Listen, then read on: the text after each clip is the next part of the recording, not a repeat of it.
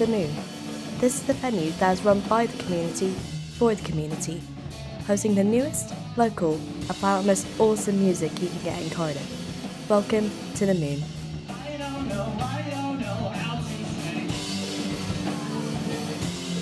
This is the newest club on the street, opening its doors in April 2017 after a successful campaign to reopen it.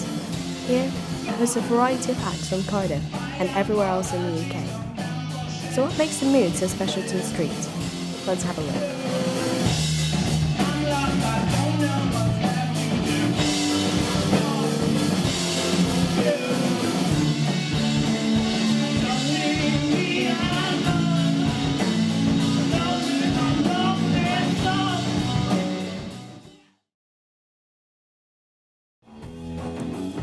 It was originally called the Full Moon and the Moon Club, which had an upstairs and downstairs area for the aforementioned gigs, and hosted a number of events throughout the years.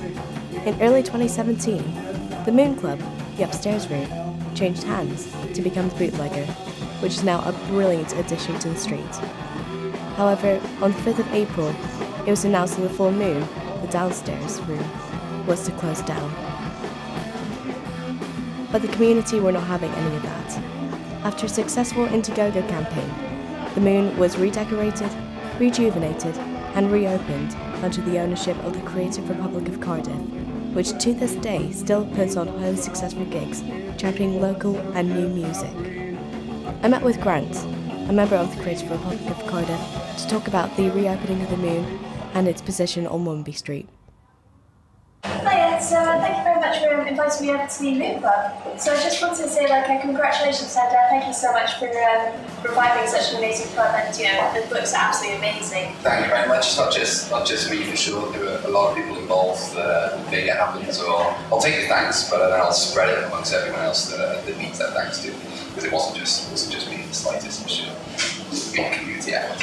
Yeah, definitely. Yeah. So how was the process of acquiring the Full Moon Club? How was it? Yeah. It was relatively easy, to be honest with you, just because of the support that we received. It only took 3 weeks from the point when it closed down to the point where we opened it back up. And because we acted really, really quickly on it, we got a massive amount of support in a couple of days. I was able to speak to the landlord and look at all the support that we've got. Clearly, the value of this place is not bricks and mortar around here. It's the people that have been working it and making it what it is for the last 5 years. And there was obviously a massive uproar about the place closing, and he was a good guy, and he saw that there was a lot of value in the Full Moon itself, in what we've been doing for the last 5 years, and the gigs that we put on, the community that we built up. So it was easier than expected. Has there been a big emergence of new fans supporters, and how do you think that has impacted Womanby Street and the Moon Club? I think it's spread its wings a little wider. I think everyone that was in the community for the last 5 years or however long, they've always known about it. They've always been very, very supportive of it. I think the attention that was shined onto it when Floor Bars closed down, Dentist closed down, the Moon Club, Crystal closed down, the Full Moon closed down. I think they got a lot of media attention. Got a lot of political attention thanks to the Save Womanby Street campaign. And so a lot more people became aware of the street. So it's actually expanded the appeal of the street massively. And I think a lot of people actually realised what the community was. You don't know what you've got to this goal sort of thing. But, so I think when all these places closed down, people realised how important it actually was, and then spread that message. I mean, it says a lot about the Save Womanby Street campaign. I think 15,000 signatures in 3 days. Like something ridiculous. The same with us with our crowdfunding. We got a ridiculous amount of money in a very short period of time. So I think people became active in realising what this street meant, and I think the great thing about it now is how far it can go. So it's not just a case now of, oh great, we've got the Moon, we've got Womanby Street back to where it was. It's almost now that we've got this extra focus on it from AMs and MPs and the larger music community, that there's so much space for it to grow as well. So I think that the community can only get larger and larger for sure. So you also put on an array of different bands from different genres. So which bands mainly attract like the biggest demographic or the biggest crowd of people? Well, it's quite strange for us because we've got a free gig every single Friday and Saturday. We tend to find that people will turn up if it's the last weekend of the month, for instance, then it's paid weekend. So we put any quality band down here on Friday and Saturday, and they're busy down here. It's not necessarily the bands that have pulled it, it's sort of the environment, the weekend days surrounding it. I mean, there are a couple of bands that you know will go straight away. I mean, you've got your Junior Bills, or your Johnny Cage and the Grooves, or Milk, my band.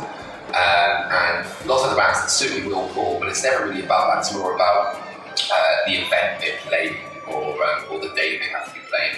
I think as well, what's massive in terms of bringing in a crowd to a show is what Liz, who books the shows here, what I've seen do, tried at the Pub Festival as well, is like a cross-pollination of genres. So we'll have 3 or 4 bands play, which you usually wouldn't see together on bill. But that, one band will bring their crowd, another band will bring their crowd, and you start introducing different crowds of people to another genre of music. And so if you just put, 3 or 4 bands on a bill, which have got their own crowd, you guarantee yourself a busy night then as well, and also guarantee that the people who have been watching the band that they didn't have to see will see something new and hopefully like it, and then start to follow those as well. So I think that works. Not just with bands as well. I think same like venues, which is what we're trying to do with Hell Festival and whatnot, is it's just about cross-pollinating audiences so that everyone gets the chance to see what everyone has on offer, and they can choose what they like. So the new club also showcases new bands. So do you find it rewarding knowing that you help kickstart new bands' careers, and do you think that the Moon Club's community is responsible for encouraging new bands? Yeah, for sure. I mean, it's been a huge part of what the Moon has been doing since we started. It's always been, let's give a space and a place for the local bands to show what they can do. That's always what we've done. And Cardiff has such a huge variety of local bands, quality. It's such a small city as well. Like, it's got a real plethora of quality bands that you can pick and choose from. But some of them just started, some of them have been going for a little while. So we try to do as much as we can to help. And the thing about it is, you've got almost in this street, just even with Welsh Club opposite, you've got the opportunity where we will blood the new bands coming through and give them the opportunity. And hopefully they come and they play down here, and there might not be that many people there, but they come and play another time here, bring more people to it up. And then just across the road you've got Welsh Club, where hopefully if a band builds up its reputation with us, they can then go upstairs in Welsh Club and play to like 250, 300 people if you want. So this street itself is a breeding ground for new bands and local talent as well. And also features the down in terms of bands that necessarily should be playing upstairs in Welsh Club and local, don't mind coming down here and packing out this kind of song. You guys kind of like help each other out. I think that's for the whole of what the street is all about, what the Womanby Street campaign is all about, certainly what we're about and what Hell Festival is about as well, is that collaboration. It's the enemy is certainly not within this street. We should all be working together to progress over those ideas and progress our music scene and our cultural identity in general. So finally, how much does Womanby Street mean to you? What is your message to everyone watching out there?